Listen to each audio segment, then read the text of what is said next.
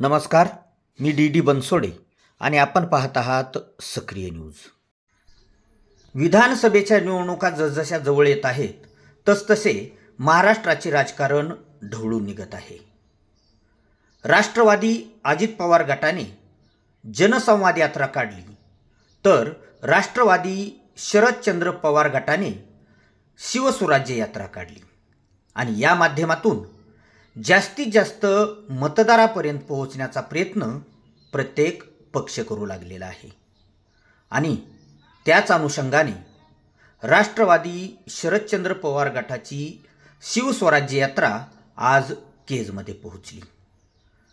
सर्वप्रथम छत्रपती शिवाजी महाराज चौकामध्ये यात्रेचं अगदी JCBने हार घालून स्वागत करण्यात आलं आणि त्यानंतर बीड रोडवरील एका मंगल कार्यालयामध्ये शिवस्वराज्य यात्रेदरम्यान उपस्थित नेत्यांनी सर्व कार्यकर्त्यांना आणि जनतेला संबोधित केलं। यावेळी प्रदेशाध्यक्ष जयंत पाटील, त्याचबरोबर खासदार डॉक्टर अमोल कोल्हे, खासदार बजरंग सोनवणे यांच्यासह ज्येष्ठ नेते आणि सर्वात उत्सुक असणारे उमेदवार यांचीही त्या ठिकाणी गर्दी होती। तसं पाहिलं तर केजमध्ये म्हणजेच केज विधानसभा मतदारसंघामध्ये कोण उत्सुक आहेत, इच्छुक उमेदवार कोण आहेत हे अगदी लावलेल्या बॅनर्स आणि होर्डिंग्सवरून लक्षात येऊ लागलेलं आहे। यामध्ये संगीताताई ठोंबरे ह्या तर खुद्द शरद पवार साहेबांना भेटून आल्या। डॉक्टर अंजलीताई घाटगे यांनीही या यात्रेचे स्वागत करणारे बॅनर्स लावलेले आहेत। त्याचबरोबर मागच्या काही दिवसांपासून केजमध्ये तळ ठोकून असलेले बहुजन विकास परिषदेचे रमेश गालफाडी यांनी छत्रपती शिवाजी महाराज चौकामध्ये मोठ्या प्रमाणावर कार्यकर्ते जमवून यात्रेचं स्वागत केलं।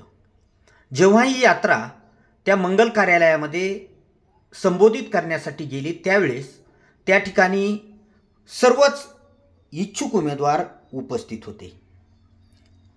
माजी आमदार पृथ्वीराज साठे हे तर मागच्या वेळेस या पक्षाकडून केज विधानसभा मतदारसंघामध्ये उभे राहिलेले होते, मात्र काही अल्पशा मताने त्यांना पराभव स्वीकारावा लागला।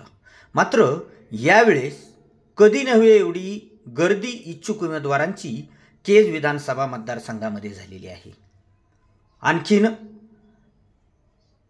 केज तालुक्यातीलच राहणारे उद्योगपती हेही या इच्छुक उमेदवारामध्ये आपलं नाव सामील करण्याच्या प्रयत्नामध्ये आहेत। बोलताना नेत्यांनी तर सांगितलं की आतापर्यंत केजमधून 6 उमेदवार इच्छुक उमेदवार आमच्याकडे आलेले आहेत, मात्र जो काही निर्णय घ्यायचा तो पक्ष पातळीवर घेतला जाईल। आता यातील बहुतांश जे इच्छुक उमेदवार आहेत ते पृथ्वीराज साठे सोडले तर इतर आणखी ते अधिकृत त्या पक्षामध्ये सामील झालेले नाहीत। मात्र आपल्याला या विधानसभेचं तिकीट मिळावं यासाठी अगदी कठोर मेहनत आणि परिश्रम करताना दिसत आहेत।